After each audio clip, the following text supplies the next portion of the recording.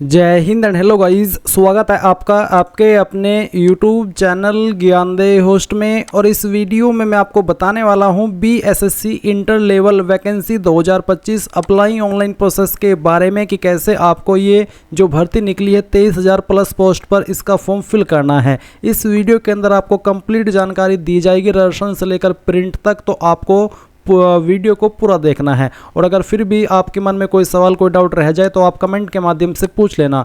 अब चलिए शुरू करते हैं गाइज। अगर आपने अभी तक वीडियो को लाइक शेयर नहीं किया हो तो कर देना और चैनल को सब्सक्राइब करके बेल आइकन ऑन कर लेना। इसके बाद में जो लिंक वीडियो को डिस्क्रिप्शन में दिया है आप ओपन करेंगे, आपको जानने को मिलेगा कि ये भर्ती 23,175 पोस्ट पर निकाली गई है। आप लोग इसके फॉर्म 15 अक्टूबर से लेकर के 25 नवंबर 2025 तक भर पाएंगे। सेम इन्फॉर्मेशन आप यहाँ पर इस ऑफिस नोटिफिकेशन से भी देख सकते हैं। इसके अलावा आप यहां पर जानेंगे कि इसमें जनरल, ओबीसी और अदर स्टेट से अप्लाई करने के लिए, या फिर ये कहूँ कि सभी कैटेगरी से सभी स्टेट से अप्लाई करने के लिए 100 रुपये फीस ली जा रही है। सभी स्टेट से मैंने इसलिए बोला क्योंकि इसमें अन्य स्टेट के कैंडिडेट भी अप्लाई कर सकते हैं, बट आपको ध्यान देना है कि आप अगर अन्य स्टेट से फॉर्म को भरते हैं और आपकी अन्य स्टेट के अंदर कैटेगरी चाहे SC है चाहे ST है, बट आपको यहाँ पर जनरल कैटेगरी के अंदर काउंट किया जाएगा। यानी कि जो जनरल की वैकेंसी है, जनरल की पोस्ट है, उस पर आपको कम्पीट करना होगा। अगर मेल है तो मेल की वैकेंसी पर, अगर फीमेल है तो फीमेल की वैकेंसी पर। और हाँ, आप अन्य स्टेट से इसमें अप्लाई कर सकते हैं। एज लिमिट आपकी 18 से 37 साल के बीच रखी गई है।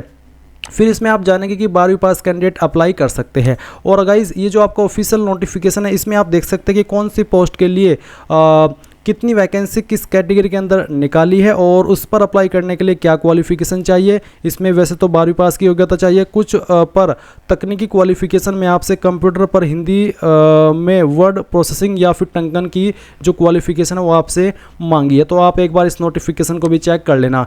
ये सब इन्फॉर्मेशन जब आप चेक कर ले और अगर आप किसी भी पोस्ट पर या फिर इसमें अप्लाई करने के लिए वैसे भी एलिजिबल है और आपका इंटरेस्ट है, तो आप इंपॉर्टेंट लिंक के सेक्शन में आएंगे और अप्लाई ऑनलाइन लिंक ओपन करेंगे। अब आपके सामने ये वेबसाइट आ जाएगी जहां से आपको फॉर्म को फिल करना है। यहां पर आने के बाद आप जानेंगे कि आप लोग इसमें 25 नवंबर 2025 तक अपना रजिस्ट्रेशन कर सकते हैं और पेमेंट कर सकते हैं। और अगर आपने 25 नवंबर 2025 तक आपका पेमेंट कर लिया और रजिस्ट्रेशन कर लिया तो उसके बाद में आपके पास 2 दिन और एक्स्ट्रा होंगे अपने फॉर्म को फाइनल सबमिट करने के लिए, यानी कि 27 नवंबर 2025 तक फिर आप अपना फॉर्म फाइनल सबमिट कर सकते हैं।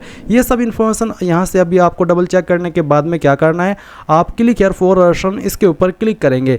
अब आपके सामने यहाँ पर कुछ ऐसा इंटरफेस आएगा। यहाँ पर आ जाने के बाद में सबसे पहले आपको नेम ऑफ एप्लीकेंट के अंदर आपका नाम डालना है। ये आप नाम 10th के सर्टिफिकेट के अकॉर्डिंग फिल करेंगे। फिर आपको आपका जेंडर सेलेक्ट करना है, मेल या फिर फीमेल। उसके बाद में डोमिसाइल वो बिहार स्टेट, क्या आप बिहार स्टेट के निवासी है, अगर है तो यस, नहीं तो आपको नो करना है। अगर यस करेंगे यानी कि बिहार से है तो फिर आपकी जो भी बिहार के अंदर कास्ट कैटेगरी है वो आप सिलेक्ट कर लेंगे, चाहे UR यानी कि जनरल, चाहे फिर SC, चाहे फिर ST, जो भी है वो आपको यहाँ पर इस तरह से सिलेक्ट करने के ऑप्शन मिल जाएंगे। आप आपकी जो कास्ट है वो यहाँ से आप सिलेक्ट कर सकते हैं। जनरल है तो फिर आपको यहाँ पर कास्ट सिलेक्ट करने का ऑप्शन एक्टिव देखने को नहीं मिलेगा। अगर आप इसमें EBC है तो सवाल आएगा कि क्या आप नॉन क्रीमी लेयर से बिलोंग करते हैं। अगर करते हैं आपके सर्टिफिकेट के अकॉर्डिंग तो यस कर देना, नहीं करते हैं तो नो कर देना। फिर are you person with disability, यानी कि क्या आप दिव्यांगता वाले कैंडिडेट हैं, अगर है तो यस, नहीं तो आप नो करेंगे। उसके बाद में क्या आप एक सर्विसमैन है, अगर है तो यस, नहीं तो आप नो करेंगे। फिर यहाँ पर एक सवाल है कि क्या आप एक जनवरी 1963 के बाद NCC से विमुक्त होने के बाद बिहार सरकार के अधीन कार्य किया है। अगर आपने किया है तो यस, नहीं तो आप नो करेंगे। उसके बाद में क्या आप बिहार सरकार के कर्मचारी हैं जिन्होंने कम से कम 3 साल नियमित एवं रेगुलर सेवा की है। अगर आप ऐसे कैंडिडेट हैं तो यस कर देना, नहीं तो आप नो करेंगे। फिर एक और सवाल है कि बिहार सरकारी कर्मचारी के बाद प्रयासों की संख्या जो कि आपने 12/12/2022 के बाद में दी हो। Number of attempts after Bihar government employee, अगर आप बिहार गवर्नमेंट एम्प्लॉई है और उसके बाद में आपने प्रयास किए किसी भी फॉर्म के या फिर इस वाले फॉर्म के, तो आप यहाँ पर बताएंगे कि कितने अटैम्प्ट दिए। अगर आप बिल्कुल फ्रेशर है तो आप इसमें 00 सेलेक्ट कर लेना।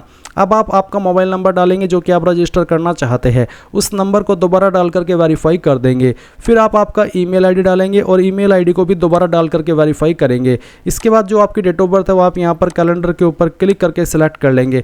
पहले आपका ईयर, फिर यहाँ से आपका मंथ और उसके बाद में डे, तो आपका डेट ऑफ बर्थ आ जाएगा।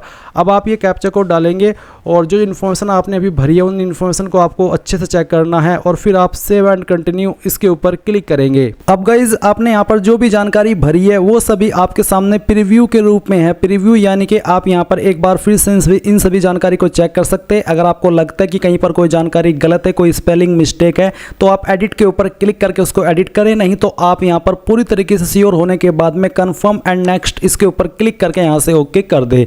ओके करने के बाद में जो आपका रजिस्ट्रेशन है वो यहाँ पर आपका कंप्लीट हो जाएगा और आपको यहाँ पर आपका रजिस्ट्रेशन नंबर एंड जो एक पासवर्ड है वो आपके डिस्प्ले के ऊपर दिया है। अभी आपको यहाँ पर लॉगिन के ऊपर क्लिक करना है। तो लॉगिन के ऊपर क्लिक करने के बाद आपके सामने कुछ ऐसा इंटरफेस आएगा। अब जो आपको रजिस्ट्रेशन नंबर मिला है वो आप यहाँ पर डालिए, जो पासवर्ड मिला है वो आप यहाँ पर डालिए, जो कैप्चा कोड आपके डिस्प्ले पर दिया गया वो कैप्चा कोड आप यहाँ पर भरिए और लॉगिन के ऊपर क्लिक कीजिए। लॉगिन पर क्लिक करने के बाद आपके सामने यहाँ पर कुछ ऐसा इंटरफेस आएगा जहाँ पर आपकी पर्सनल डिटेल सबसे पहले दी गई है। तो आपने यहाँ पर आपका नाम तो भर लिया। अब आपको यहाँ पर आपका फादर नेम एंटर करना है 10th के सर्टिफिकेट के अकॉर्डिंग ही, और इसके बाद में आप यहाँ पर आपकी माता का नाम एंटर करेंगे। देन यहाँ पर आपसे पूछा है कि जो आपका डोमिसाइल सर्टिफिकेट है, निवास प्रमाण पत्र है, क्योंकि आप बिहार से है तो आपको निवास प्रमाण पत्र की इन्फॉर्मेशन देनी है।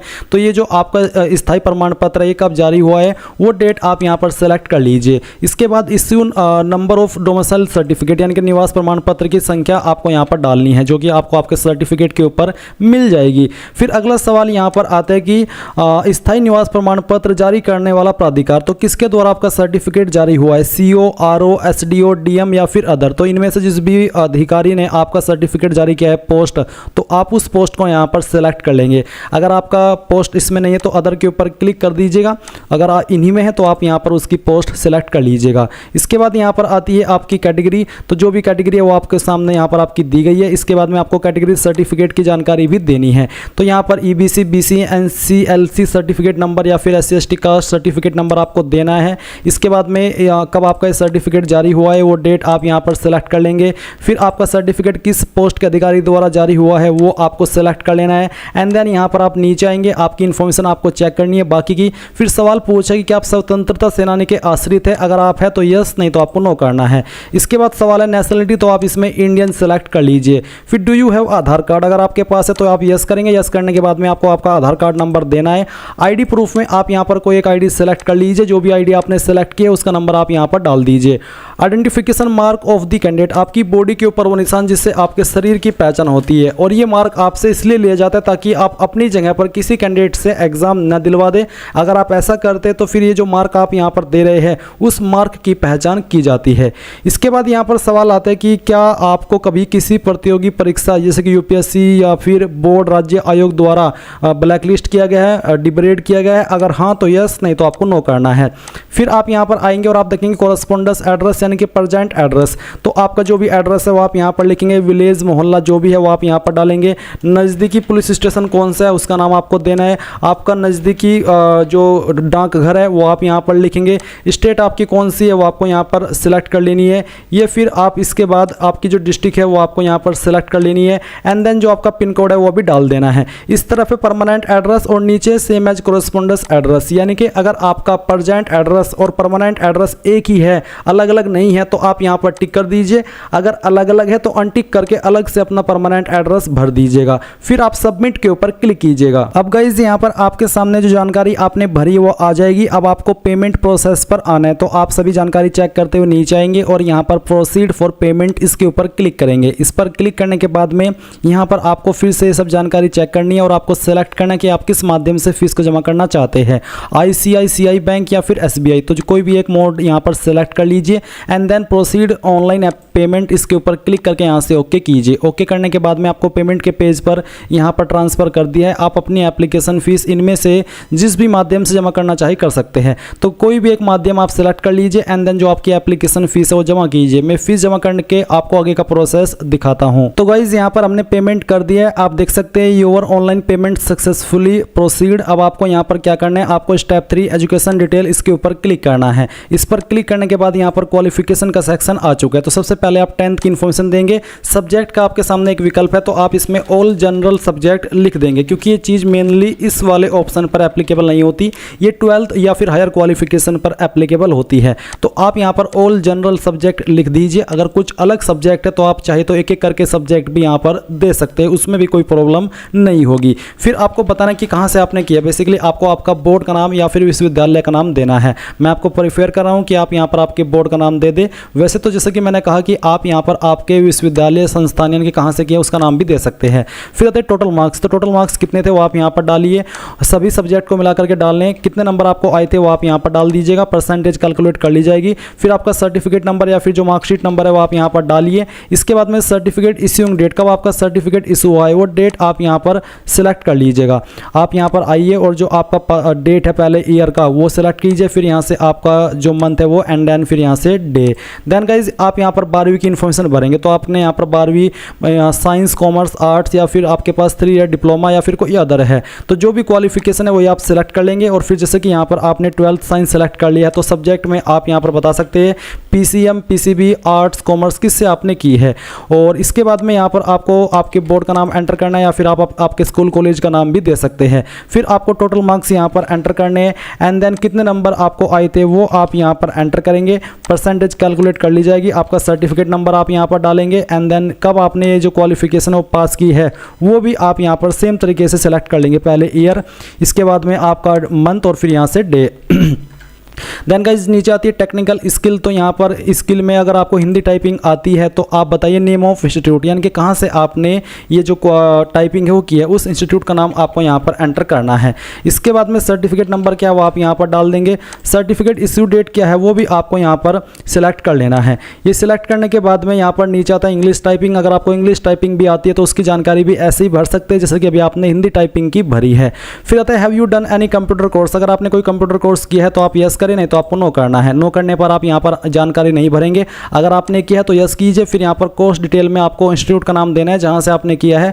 कोर्स डिटेल में आप बताएंगे कि कौन से कोर्स आपने किया है। सर्टिफिकेट नंबर आपका क्या है वो आप यहाँ पर डाल देंगे और सर्टिफिकेट इशू डेट भी आप यहाँ पर दे देंगे। फिर आप यहाँ पर सबमिट पर क्लिक करेंगे। सबमिट पर क्लिक करने के बाद में यहाँ पर आता है फोटो एंड सिग्नेचर। तो आप इसके ऊपर क्लिक कीजिए। इसके ऊपर क्लिक करने के बाद में यहाँ पर जो आपका फोटो है उसका जो फॉर्मेट है वो आपका JPG का रखा है, साइज 20 से 50 KB के बीच में, और आपका फोटो 1 महीने से ज़्यादा पुराना नहीं होना चाहिए।